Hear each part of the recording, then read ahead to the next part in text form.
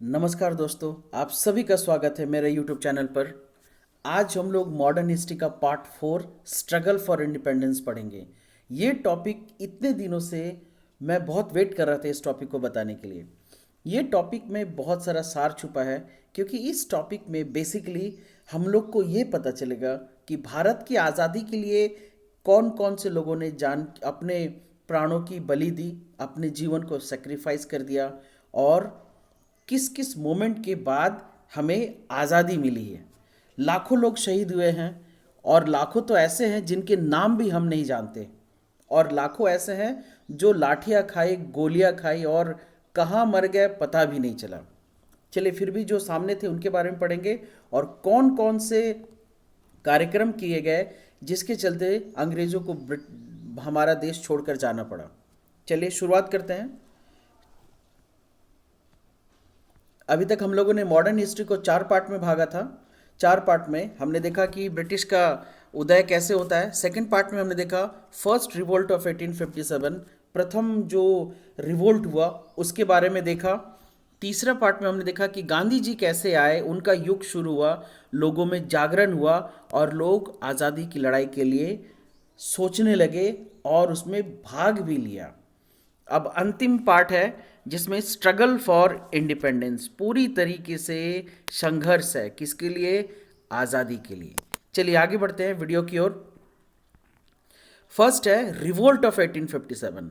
तो मैंने भी कहा ना, बहुत सारे काम किए गए, बहुत सारे कार्यक्रम चलाए गए, बहुत लोगों ने जान दिया, बहुत लोगों ने सैक्रिफाइस किया, बहुत लोगों ने अपना सब कुछ बेच दिया सिर्फ देश भावने के लिए, क्योंकि देश की भावना सबसे ऊपर होती है।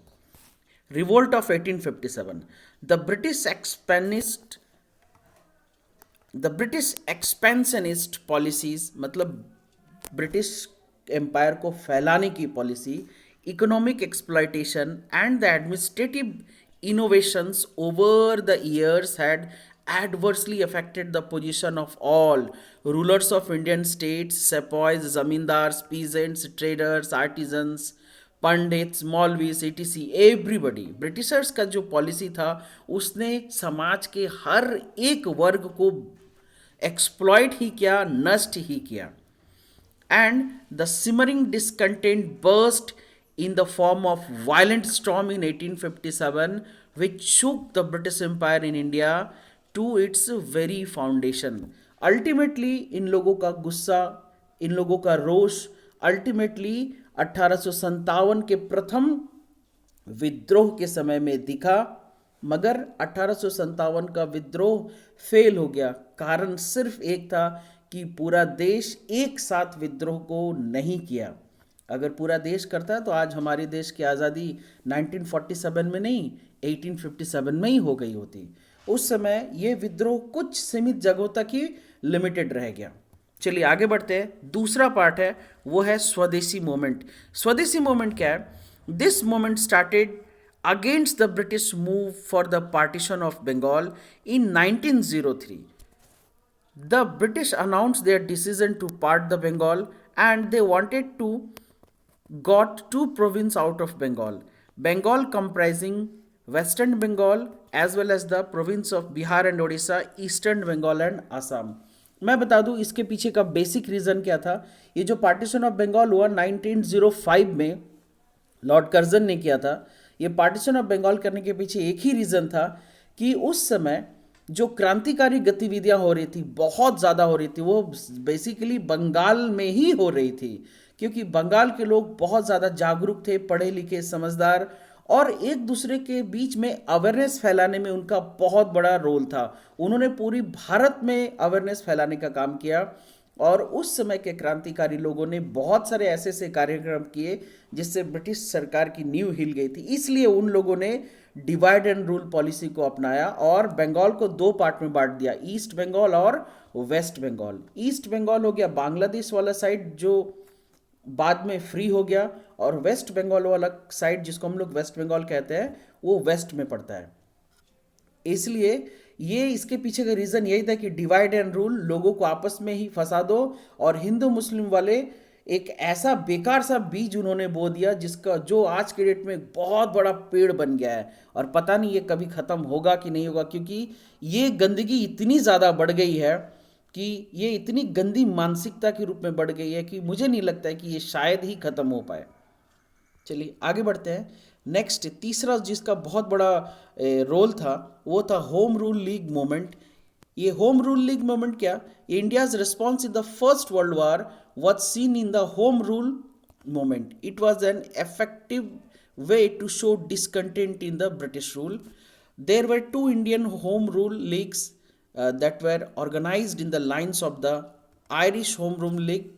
Annie Besant and Bal Gangadhar Tilak were the pioneers of this new trend. Annie Besant और बाल गंगाधर तिलक ने इस फॉर्म को, इस लीग को, इसकी स्थापना की थी। ये होम रूल लीग नाम से समझ में आया, होम रूल स्वदेश का शासन, मतलब इन लोगों ने कहा कि भाई होम रूल ही होगा, हमारा देश है तो हमारा ही शासन होना चाहिए। और उन लोगों ने अपने रोष को प्रकट किया स्वदेशी मूवमेंट के तहत, बॉयकॉट ऑफ ब्रिटिश गुड्स के तहत, और भी इस तरीके से बहुत सारे कार्यक्रम को करके उन लोगों ने अपने रोष को दिखाया, जताया। इसके बाद का जो नेक्स्ट है वो है, क्योंकि ये इसके पहले अभी तक गांधी जी का एंट्री नहीं हुआ था, इसके बाद गांधी जी की एंट्री होती है सत्याग्रह। क्योंकि इसके पहले जितने भी लीडर्स थे, ऐसा नहीं था कि आज़ादी की लड़ाई हो नहीं रही थी, बिल्कुल हो रही थी, मगर उस लेवल पर नहीं हो रही थी जिस लेवल पर होने से ब्रिटिश सरकार भारत छोड़ के जाता। नेक्स्ट है सत्याग्रह। तो during 1917 and 18 Gandhi ji was involve in 3 struggles, Champaran, Ahmedabad and Kheda. मैंने पहले भी अपने वीडियोस में वो मॉडर्न हिस्ट्री के पार्ट 3 व गांधी एरा एंड अवेकनिंग में इन सब चीज़ों को क्लियर कर दिया था। अगर ज़्यादा जानकारी चाहिए तो आप मेरे चैनल के प्लेलिस्ट में जाकर एंशेंट हिस्ट्री, मेडिवल हिस्ट्री और मॉडर्न हिस्ट्री के तीनों पार्ट को आप अच्छे से पढ़ सकते हैं, उसमें बहुत अच्छे से सारा कुछ विवरण दिया हुआ है।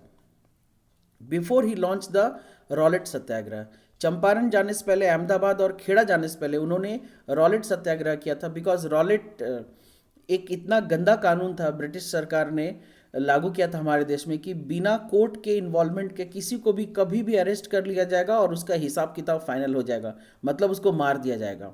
ये उन लोगों ने स्टार्ट किया था। और उसी के बाद रॉलेट कानून, रॉलेट एक्ट पास करने के बाद ही जालियांवाला बाग हुआ, और गांधी जी उसके अगेंस्ट में सत्याग्रह कर रहे थे। उसके बाद उन्होंने 1920 में फिर जाकर नन कॉपरेशन मूवमेंट को लॉन्च किया था। तो सत्याग्रह तो उन्होंने पहले से ही शुरू कर दिया था। इसके बाद आता है नन कॉपरेशन मूवमेंट। तो in India's struggle for independence the non cooperation movement is one of the important movement.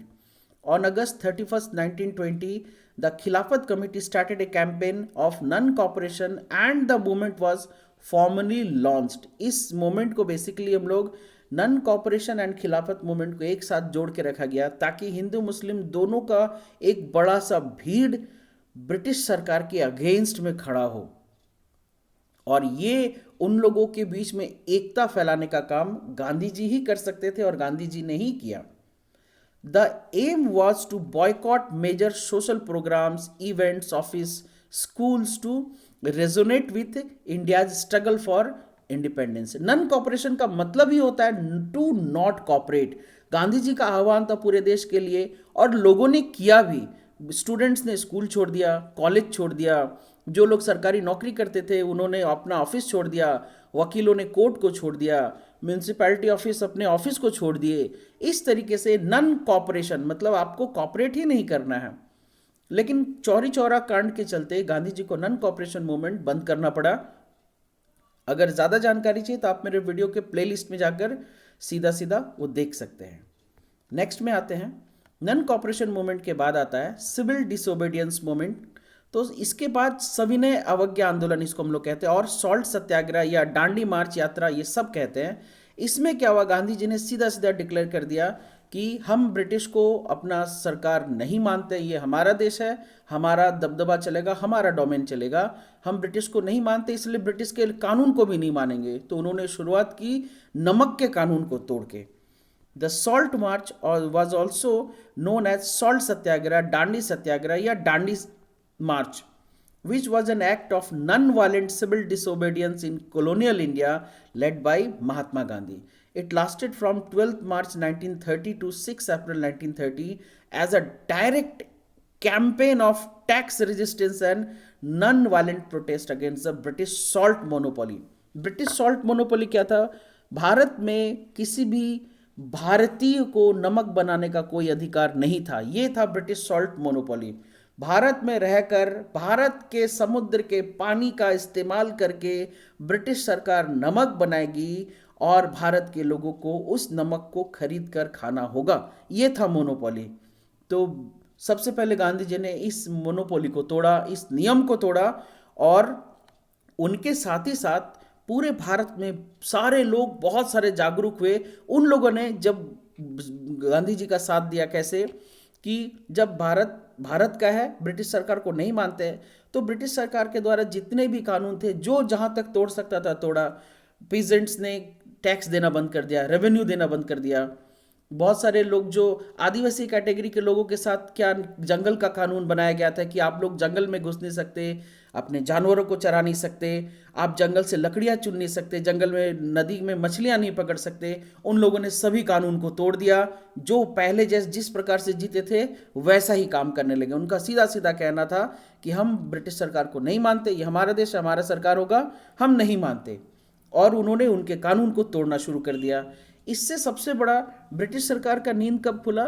जब लोगों ने टैक्स देना बंद कर दिया. इससे ब्रिटिश सरकार को बहुत ज़्यादा नुकसान हुआ. उसके बाद ब्रिटिश सरकार जागी और अल्टीमेटली वही करती थी, जम के पिटाई, ब्रूटली ट्रीटमेंट, नृशंस हत्या, पीट कर हत्या, इस तरीके का कार्यक्रम शुरू की. और अल्टीमेटली जब लगभग 70,000 लोग, लीडर्स को, पर जो फ्रंट लीडर्स थे उन सबको जेल में भर दिया गया, मार के अधमरा कर दिया गया, तब गांधी जी ने सिविल डिसोबीडियंस मूवमेंट को बंद किया और लॉर्ड इरविन के साथ समझौते के लिए तैयार हो गए और सेकंड राउंड टेबल कॉन्फ्रेंस के लिए तैयार हो गए. शर्त यही था कि जितने भी प्रिजनर्स थे, पॉलिटिकल प्रिजनर्स थे, उनको छोड़ दिया जाए, और Gandhi ji second round table conference के लिए तैयार हो गए. ये था गांधी इरविन पैक्ट. इसके चलते सिविल डिसोबीडियंस मूवमेंट को बंद किया गया. They demanded that the Congress adopted Purna Swaraj or complete independence as its goal. Following that, Gandhiji's 11 demand put forward to Lord Irwin to attend round table conference turned futile. मैंने अभी जो कहा यही चीज़ था कि गांधी जी को अल्टीमेटली सिविल डिसोबीडियंस मूवमेंट को बंद करना पड़ा और लॉर्ड इरविन के साथ समझौते के लिए सेकेंड राउंड टेबल कॉन्फ्रेंस में लंदन जाना पड़ा. इसके बाद भी गांधी जी का जो डिमांड था वो ब्रिटिश सरकार नहीं मानी. ब्रिटिश सरकार का जो डिमांड था गांधी जी नहीं माने. Ultimately second round table conference भी फेल हो गया. उसके बारे में इसी स्लाइड में आगे चल के है. इसके बाद गांधी जी ने क्विट इंडिया मूवमेंट, मतलब भारत छोड़ो आंदोलन 1942 में स्टार्ट किया. This is also known as August movement और अगस्त क्रांति. हो सकता है कहीं आपको एग्जाम में ये वर्ड्स वगैरह मिले. It was launched by Indian National Congress led by Mahatma Gandhi on 8 अगस्त 1942. बहुत बार इस डेट को पूछा जाता है, डेट का ख्याल रखिएगा. The movement gave the slogan Quit India और भारत छोड़ो. उसको हम लोग भारत छोड़ो आंदोलन भी कहते हैं. Gandhi ji gave the slogan to the people do or die. ये भी क्वेश्चन है कि करो या मरो का नारा कब दिया गया? तो वो दिया गया था भारत छोड़ो आंदोलन के समय में 1942, 8 अगस्त 1942. In line with Congress ideology, it was supposed to be a peaceful, non-violent movement aimed at urging the British to grant India's independence. सीधा सीधा लक्ष्य था कि भारत छोड़ो, भारत को आज़ाद करो, बात खत्म. The Quit India resolution was passed by Congress Working Committee on 8 August 1942 in Bombay. ये भी बहुत बार क्वेश्चन पूछ सकता है, इस टॉपिक को याद रखिएगा. Gandhi ji was named the movement's leader. Gandhi ji instruction to various sections of the public was. यहाँ पर गांधी जी ने अलग अलग सेक्शन ऑफ जो हमारे समाज के अलग अलग लोग थे उन सब के लिए उनका विशेष नारा था, विशेष इंफॉर्मेशन था. क्या? गवर्नमेंट सर्वेंट को बोला गया था do not resign from your job but proclaim the loyalty to INC. जरा सा ध्यान रखिएगा, असहयोग आंदोलन के समय में गांधी जी ने इन लोगों को कहा कि अपनी नौकरी को छोड़ दो, लेकिन क्विट इंडिया मूवमेंट के समय में कहा कि नहीं, नौकरी छोड़ना नहीं है, लेकिन आपको अपनी वफादारी कांग्रेस के प्रति दिखानी है, मतलब भारत के प्रति दिखानी है. सोल्जर से कहा गया था be with the army but refrain from firing on compatriots. मतलब सोल्जर्स के आर्मी को कहा गया था, सोल्जर्स लोगों को, कि आर्मी में ही रहो, लेकिन जो लोग देशभक्ति के आंदोलन के लिए उतर रहे उन पर गोली मत चलाओ। नेक्स्ट था पीजेंट्स, फार्मर्स को कहा गया था pay the agreed upon rent to the landlord या जमींदार। अगर वो एंटी गवर्नमेंट है, if they are pro government do not pay the rent, मतलब अपने लैंडलॉर्ड और जमींदार को तभी रेंट या रेवेन्यू या टैक्स पे करना अगर वो देश के प्रति समर्पित है। अगर वो ब्रिटिश सरकार के प्रति समर्पित है तो लैंड रेवेन्यू टैक्स वगैरह कुछ भी नहीं पे करना है। इसके बाद स्टूडेंट्स लोग को क्या सलाह था कि can leave the studies if they are confident enough, मतलब अगर आप में आत्मविश्वास है तो आप अपने पढ़ाई को छोड़ सकते हो, मतलब कॉलेज को छोड़ सकते हो, स्कूल कॉलेज को छोड़ सकते हो, त्याग सकते हो। प्रिंसेस मतलब जो राजकुमार थे रजवाड़ों के, उनको कहा गया था support the people and accept the sovereignty to them. इन सबको सपोर्ट करो और उनके स्वराज्य की भावना को सपोर्ट करो।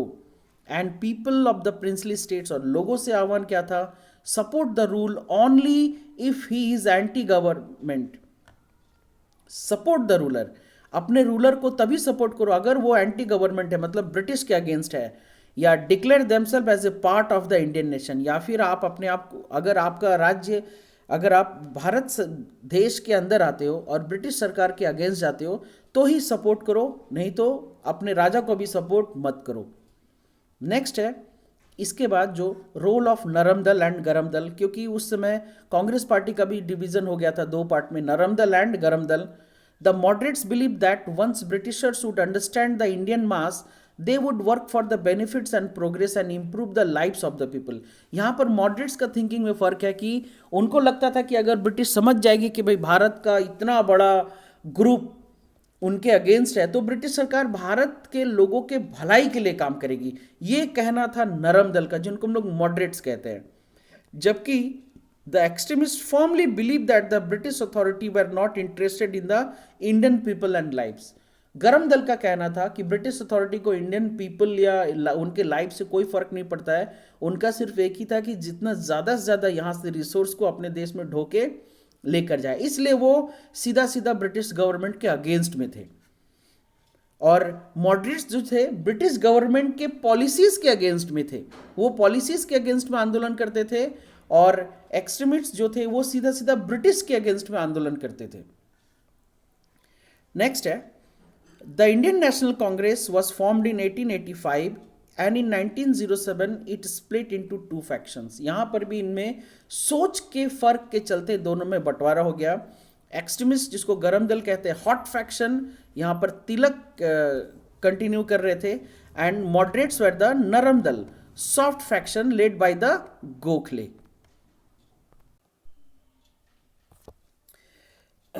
ये जो नरम दल और गरम दल में जो फर्क था ये सिर्फ इसलिए था क्योंकि इनके जो एटीट्यूड थे काम करने का, इसमें फ़र्क था। सिर्फ इसी के चलते नरम दल और गरम दल का फ़र्क रखा गया। The Garam Dal is considered as a triumvirate comprising apart from the Bal Gangadhar Tilak, Lala Lajpat Rai and Bipin Chandrapal. ये ट्रिमवाइट्रेट क्यों कहता है, ये इनको लाल बाल पाल, ये तीन लोग थे गरम दल में, इनके चलते ये बहुत बार पूछा जाता है कि लाल बाल पाल कौन होते हैं। लाल से लाला लाजपत राय, बाल से बाल गंगाधर तिलक और पाल से बिपिन चंद्रपाल। द नरम दल of the Congress help the British in war effort. On the other hand, the Garam Dal led by Tilak and Annie Besant started the Home Rule League agitation in 1917. इन लोगों ने नरम दल के लोगों ने ब्रिटिश को सपोर्ट किया। मैंने पहले भी कहा नरम दल के लोग ब्रिटिश को सपोर्ट करते थे, बस उनके पॉलिसीज के अगेंस्ट में आंदोलन करते थे। गरम दल के लोग डायरेक्ट ब्रिटिश को ही अपोज करते थे। Asghar Ali Engineer writes that the Garam Dal separated itself from the Congress after the difference that came to for during the Congress session of Surat in 1907. इसमें इसको हम लोग सूरत स्प्लिट भी कहते हैं, और 1907 में सूरत के अधिवेशन में, कांग्रेस अधिवेशन में नरम दल और गरम दल अलग हो गया था। Motilal Nehru until 1915 was the follower of moderates. However, under persuasions of his son Jawaharlal Nehru, his politics led him to join the गरम दल।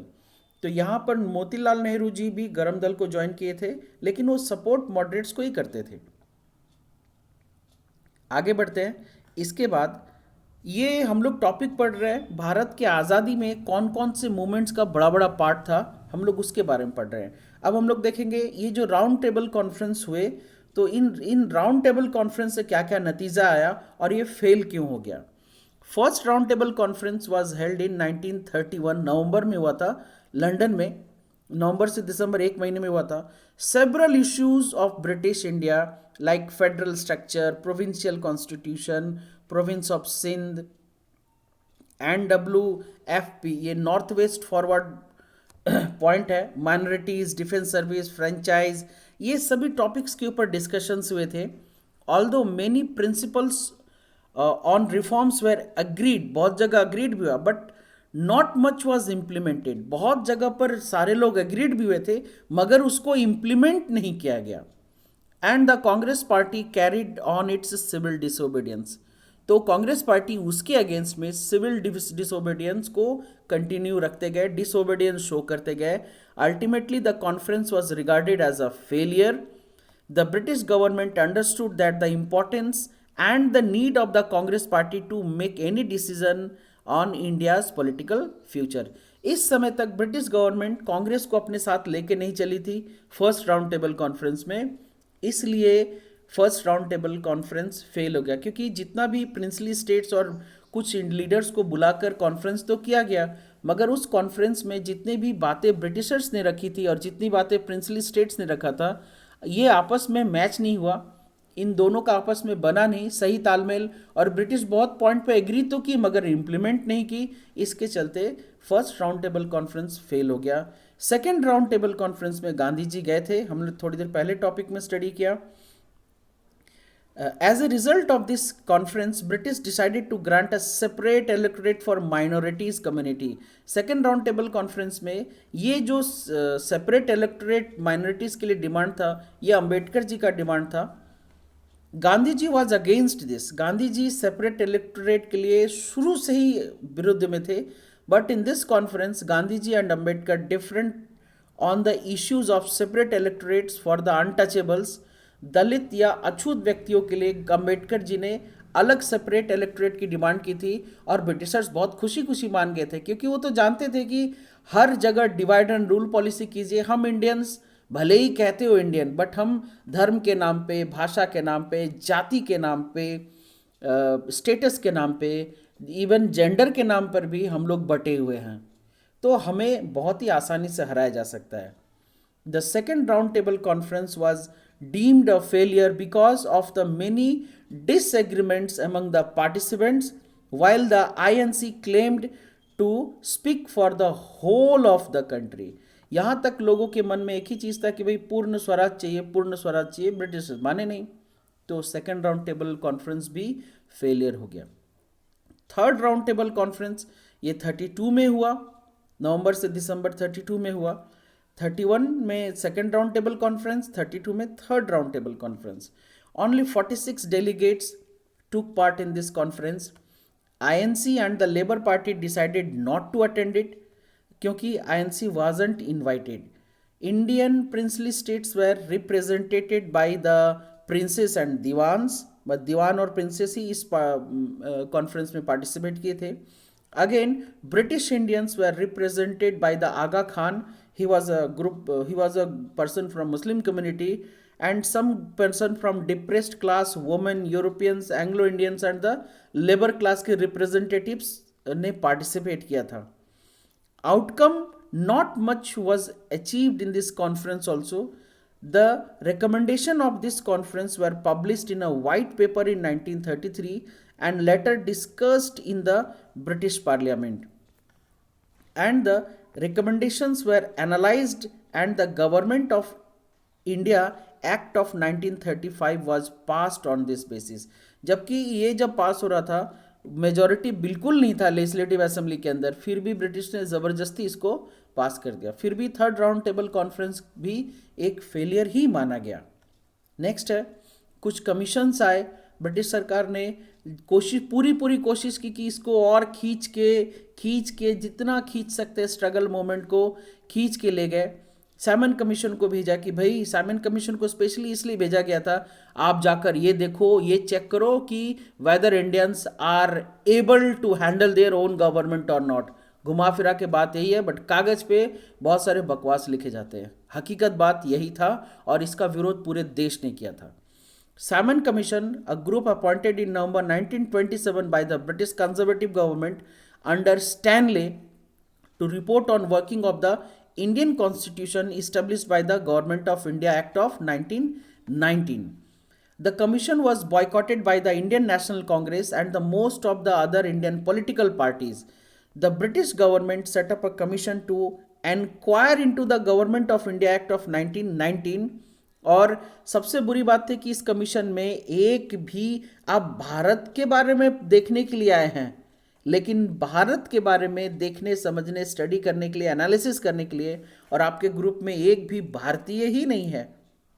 और जो लोग चेक करना है वो तो लंदन से आ रहे हैं, उन्हें क्या पता भारत में क्या हो रहा है, नहीं हो रहा है, भारत के लोगों को क्या चाहिए, नहीं चाहिए, इनको क्या सूट करेगा, नहीं करेगा। इसलिए पूरा भयंकर बॉयकॉट हुआ। लाला लाजपत राय इस समय ब्रिटिश के लाठी के चोट से वो उनका देहांत हो गया, वो शहीद हो गए थे।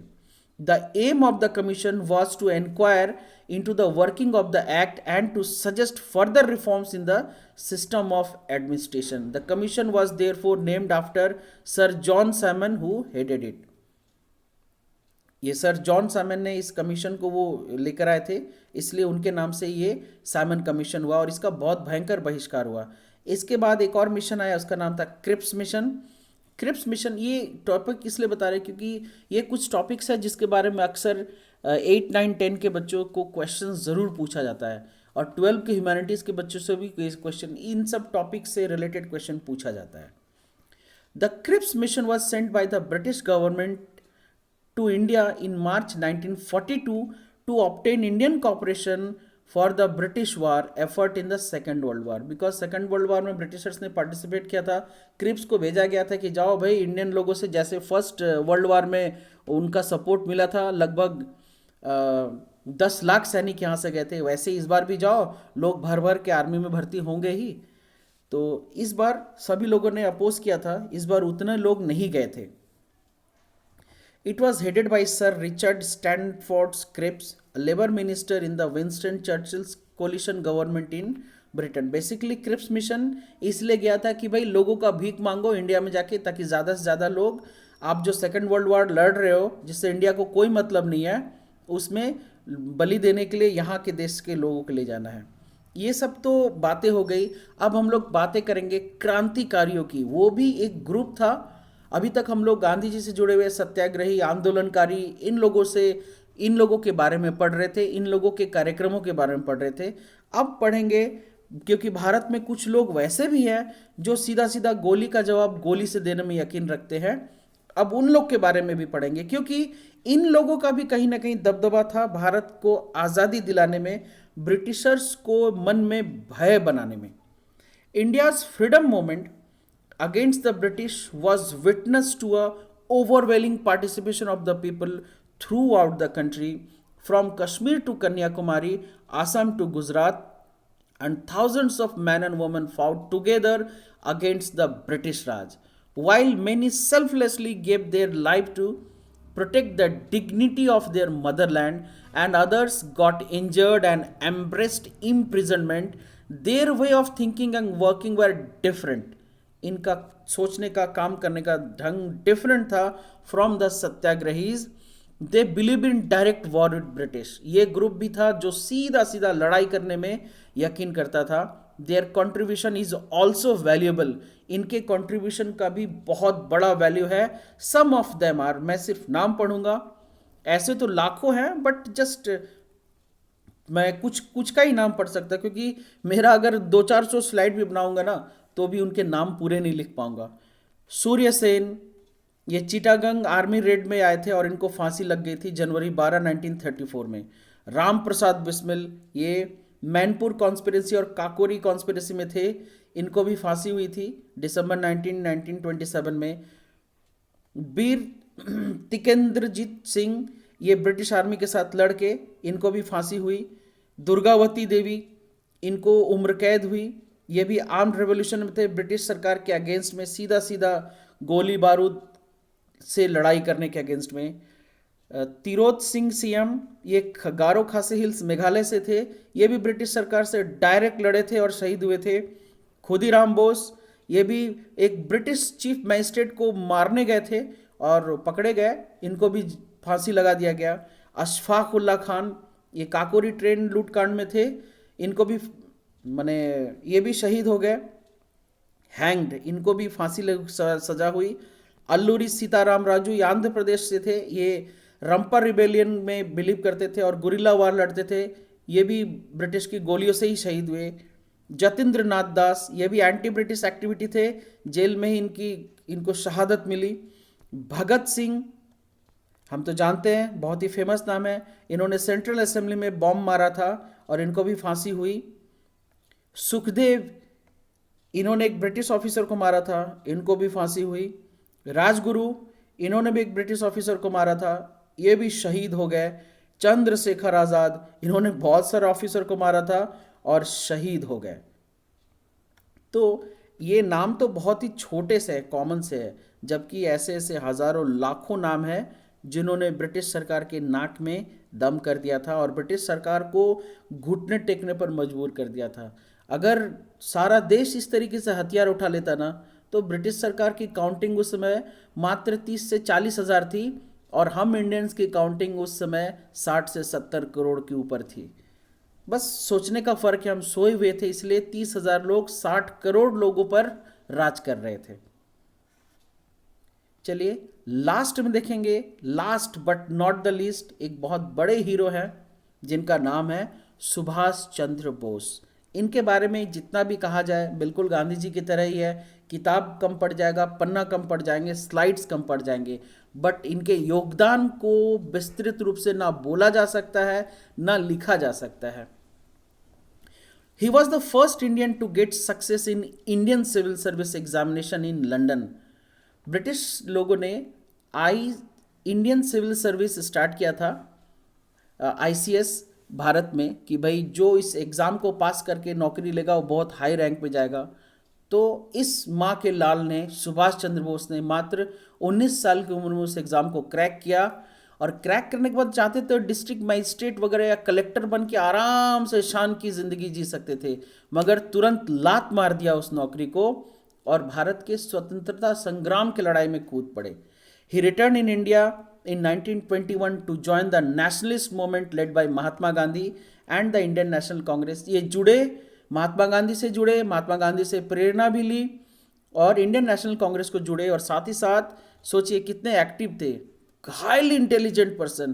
प्रेसिडेंट बन गए 1938-39 में, बट लेटर ही रिजाइंड। इन्होंने इंडियन नेशनल कांग्रेस के प्रेसिडेंट भी बने, मगर इन्होंने रिजाइन कर दिया क्योंकि मतभेद हो गया था, opinion with the Gandhi ji, and created forward bloc. इन्होंने अपना एक पार्टी बनाया था जिसका नाम था फॉरवर्ड ब्लॉक, और 1940 में British authorities in Calcutta placed Bose under house arrest. 1940 में इनकी जो गतिविधियां थी इतनी भयंकर थी कि गांधी जी के भाषण से जितने लोग प्रभावित होते थे उससे कहीं ज़्यादा लोग इनके बात से, आह्वान से, इनके बुलाने पर प्रभावित होते थे, और ब्रिटिश सरकार को ये ज़्यादा खतरनाक महसूस होने लगी ब्रिटिश सरकार को, और इनको हाउस अरेस्ट कर दिया। लेकिन कौन इसको रोक सकता है? However he escaped and made his way through Afghanistan to Nazi Germany. इनका दिमाग बहुत हाई लेवल का था। ये नाजी जर्मनी में गए जहां हिटलर और मुसोलिनी से हेल्प लिए, क्योंकि जर्मनी और इटली दोनों ब्रिटिश इंग्लैंड के दुश्मन थे। इसने दुश्मन के दुश्मन को अपना दोस्त बनाया और वहां से मदद लेकर आए, और इन्होंने एक आर्मी रेस किया बिल्कुल वहां पर जाकर, जिसको हम लोग आज़ाद हिंद भी कहते हैं।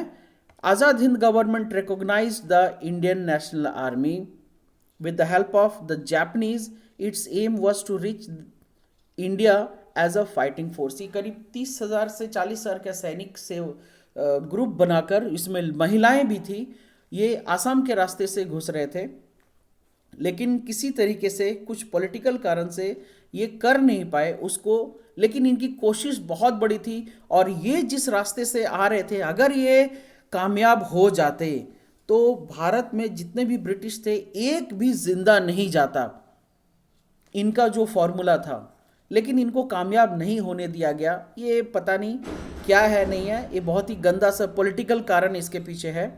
Ultimately Britishers consider him most dangerous revolutionary, इन्हीं को मोस्ट डेंजरस माना, और अल्टीमेटली आज तक उनकी मृत्यु एक मिस्ट्री है हमारे देश में। अल्टीमेटली बहुत सारे कारण हुए, कुछ हम जानते हैं, कुछ हम नहीं जानते, कुछ की हिस्ट्री हमारे पास है, कुछ की हिस्ट्री हमारे पास नहीं है। अल्टीमेटली 1947 15 अगस्त को ब्रिटिश सरकार ने लिखित रूप से देश को आज़ादी दे दी और हमारा अपना सरकार बना। और हमारे अपने सरकार को बनने में 2 साल 11 महीना 13 दिन लग गए, जो 26 जनवरी 1950 में जाकर हमारा अपना संविधान बना, क्योंकि संविधान को बनने में समय लगता है। कॉन्स्टिट्यूशन बना, उसके बाद से रेगुलरली कॉन्स्टिट्यूशनली सारे काम होने लगे, सरकारें बनने लगी, देश चलने लगा। तो ये था एक सफ़र, भारत कैसे आज़ादी को प्राप्त किया। मैं छोटी सी कोशिश किया था कि कम से कम शब्दों में इस बहुत बड़े टॉपिक को कवर कर सकूं। मुझे लगता है कि शायद मैं कुछ दूर तक कामयाब हो पाया। अगर आप लोग को मेरा ये टॉपिक अच्छा लगा तो इसको लाइक, सब्सक्राइब और शेयर ज़रूर कीजिएगा। और अगर कोई त्रुटि रह जाए तो उसके लिए क्षमा चाहता हूँ। मुझे कमेंट करके लिखिएगा, मैं अगले वीडियो में उस कमी को पूरा करके ज़रूर से दोबारा वीडियो बनाऊँगा। आपने अपना इतना कीमती समय दिया, इसके लिए बहुत बहुत धन्यवाद। मिलते हैं फिर से अगले वीडियो में, तब तक अपना ख्याल रखें। जय हिंद।